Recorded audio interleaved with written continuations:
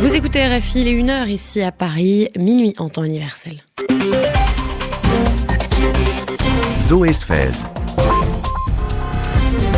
Le président ukrainien Viktor Yanukovych tourne le dos à l'Europe et regarde vers la Russie. Il a refusé ce vendredi de signer un accord d'association avec l'UE au sommet de Vilnius. Ce vendredi, l'opposition pro-européenne en Ukraine se mobilise pour réclamer sa démission. En Égypte, les forces de l'ordre sévissent contre les manifestants. Ce vendredi, ce sont les islamistes partisans de Mohamed Morsi qui ont été dispersés. Mais plus tôt dans la semaine, les manifestations de démocrates laïcs ont elles aussi été durement réprimées. Enfin, en France, l'Assemblée se penche à partir de ce vendredi sur un texte de loi très controversé. Il vise à pénaliser les clients des prostituées et dès ce premier jour d'examen, partisans et opposants au texte étaient dans les rues de Paris.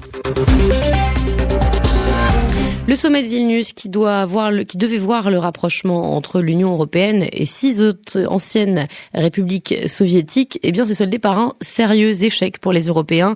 Il n'y a pas d'accord d'association entre l'Union européenne et Kiev. Le président ukrainien, qui avait gelé la semaine dernière les négociations, a rejeté ce vendredi toute tentative de compromis de dernière minute. Il assure pourtant que l'Ukraine a toujours l'intention de signer cet accord à l'avenir, mais il exige pour cela une aide financière conséquente. Ce changement de cap a surtout été décidé après une rencontre, semble-t-il, décisive avec le président russe Vladimir Poutine. L'échec du sommet de Vilnius n'est donc pas surprenant pour Jean-Claude Juncker, Premier ministre du Luxembourg. Ce n'est pas une surprise, c'est une déception, mais je ne voudrais pas que nous nous arrêtions là. Ce processus du partenariat oriental doit continuer, il continuera. Nous avons eu avec le président ukrainien un échange de vues assez riche.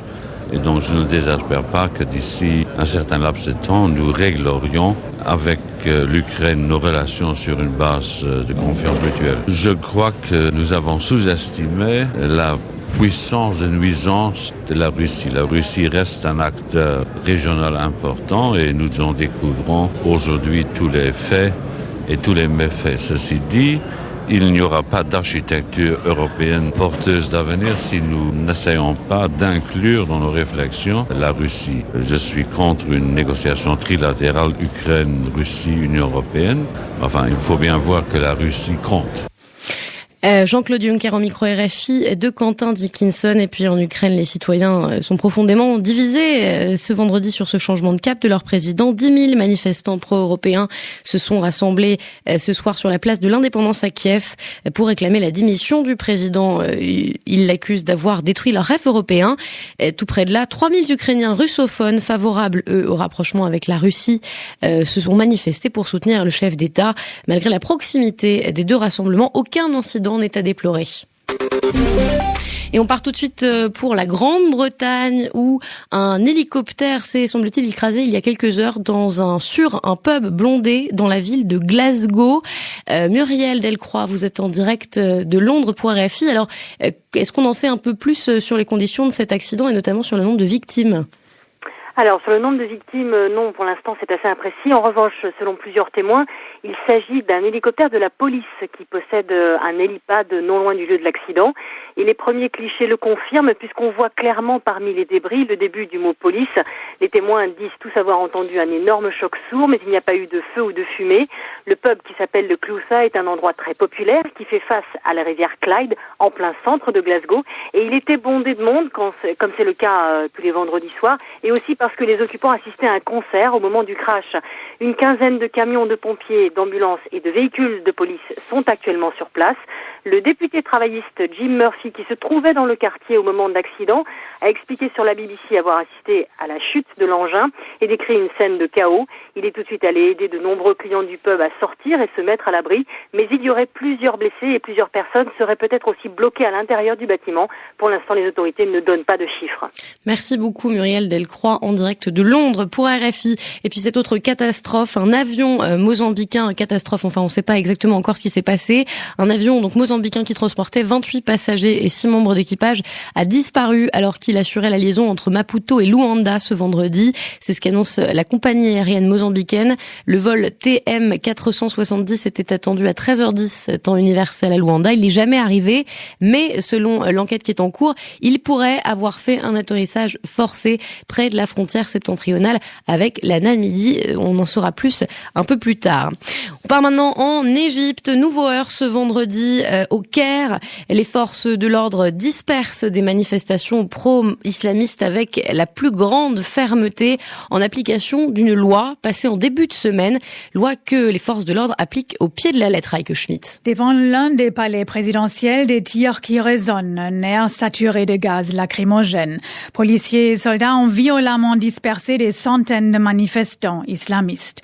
Au lendemain de la mort d'un étudiant lors d'une manifestation à l'université du Caire, la tension règne dans la capitale. Le pouvoir fait preuve de fermeté pour faire respecter une loi promulguée le 24 novembre. Toute manifestation n'ayant pas obtenu l'autorisation du ministère de l'Intérieur est systématiquement dispersée.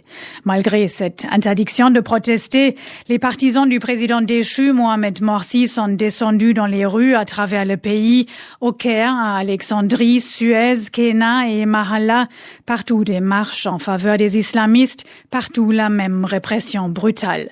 Les forces de l'ordre visent les manifestants islamistes, mais pas seulement. Ils ont ouvert un nouveau front contre les militants laïcs pro-démocratie. L'un de leurs leaders, Alaa Abdel Fattah, a été arrêté jeudi. Un autre militant célèbre, Ahmed Maher, est également recherché pour avoir organisé une manifestation sans avoir prévenu les autorités, comme le prévoit la nouvelle loi. Heike Schmidt, et puis toujours en Égypte, un musulman a été tué dans des heurts interconfessionnels la nuit dernière. En Haute-Égypte, 2 maisons appartenant à des Coptes ont elles aussi été incendiées. Ça s'est donc passé dans un petit village de Haute-Égypte où un peu plus tôt, on avait découvert l'existence d'une relation entre un chrétien et une musulmane. Les violences contre les Coptes ont explosé depuis le début de l'été et la répression dans le sang des manifestations islamistes par le nouveau pouvoir.